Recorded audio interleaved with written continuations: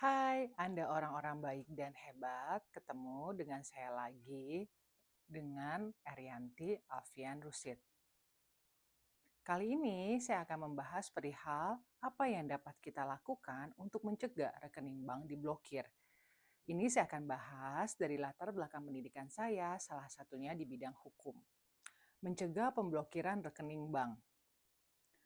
Hal ini memerlukan kehati-hatian dan kepatuhan terhadap peraturan perbankan dan hukum yang berlaku.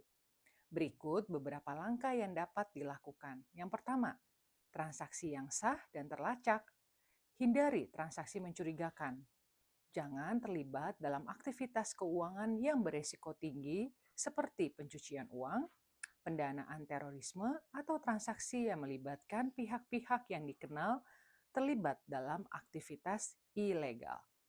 Kemudian, pastikan semua transaksi keuangan Anda masuk akal dan dapat dijelaskan dengan bukti yang memadai.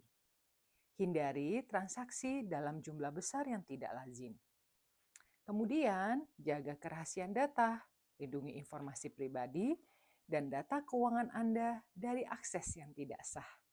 Jangan memberikan informasi rekening bank Anda kepada orang yang tidak dikenal atau situs web yang mencurigakan.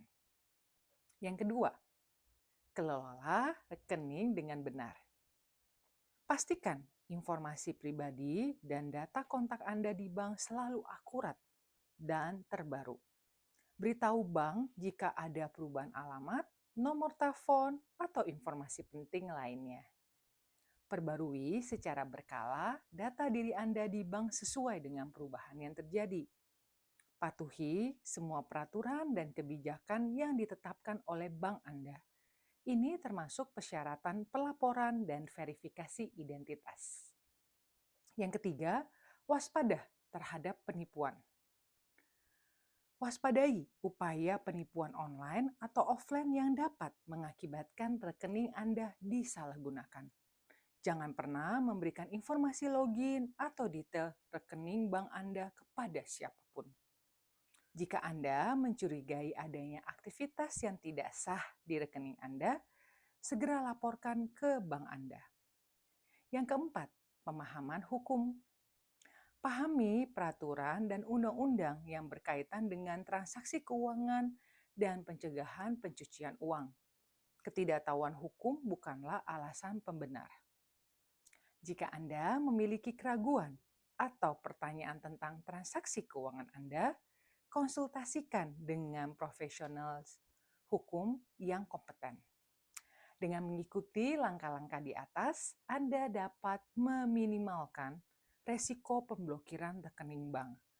Namun perlu diingat bahwa pemblokiran dapat terjadi meskipun Anda telah melakukan semua tindakan pencegahan, terutama jika ada investigasi hukum yang melibatkan rekening Anda. Dalam hal ini, penting untuk bekerja sama dengan pihak berwenang dan mencari bantuan hukum jika diperlukan. Contoh transaksi mencurigakan yang dapat menyebabkan rekening bank diblokir oleh PPATK atau pihak berwajib sangat beragam dan bergantung pada konteksnya. Namun secara umum, transaksi mencurigakan dicirikan oleh pola yang tidak biasa, jumlah yang tidak wajar, atau hubungan dengan aktivitas ilegal. Berikut beberapa contoh. Yang pertama, transaksi dengan jumlah besar dan frekuensi tinggi. Setoran tunai berulang dalam jumlah besar, misalnya setoran tunai 500 juta setiap hari selama beberapa hari berturut-turut tanpa penjelasan yang jelas tentang sumber dana tersebut.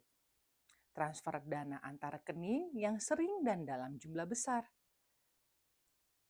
Transfer dana yang sering dan dalam jumlah besar ke berbagai rekening yang tidak dikenal atau terkait dengan perusahaan cangkang. Yang kedua, pola transaksi yang tidak biasa. Transaksi yang tidak sesuai dengan profil seperti aktivitas ekonomi atau pendapatan biasanya dari nasabah. Contohnya, seorang guru yang tiba-tiba menerima transfer dana dalam jumlah besar dari luar negeri. Transaksi yang terputus-putus. Serangkaian transaksi kecil yang dilakukan secara berurutan untuk menghindari deteksi. Kemudian, transaksi dengan pihak yang mencurigakan. Transaksi dengan individu atau entitas yang terdaftar dalam daftar hitam atau memiliki reputasi buruk. Yang ketiga, transaksi yang terkait dengan aktivitas ilegal, seperti perjudian online. Di sini misalnya terjadi deposit dan penarikan dana dari situs judi online. Transaksi yang berkaitan dengan perdagangan narkoba. Kemudian transaksi yang terkait dengan kegiatan prostitusi. Kemudian transfer dana yang diduga terkait dengan tindak pidana korupsi.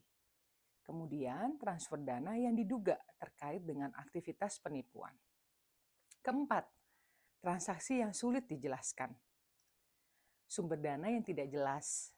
Di sini ada ketidakmampuan untuk menjelaskan asal-usul dana yang digunakan untuk transaksi. Kemudian, ketidakmampuan untuk menjelaskan tujuan dari transaksi yang dilakukan. Penting untuk diingat, daftar di atas bukanlah daftar yang lengkap.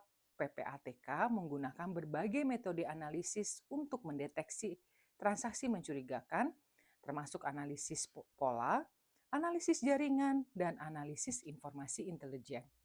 Apa yang dianggap sebagai transaksi mencurigakan dapat bervariasi tergantung pada berbagai faktor, termasuk profil nasabah dan konteks transaksi.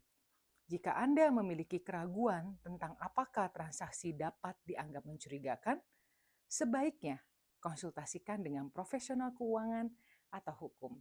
Demikian penjelasan dari saya. Terima kasih Anda orang-orang baik dan hebat telah mengikuti konten saya. Kita pasti akan ketemu lagi. Salam. Erianti Afian Rusid.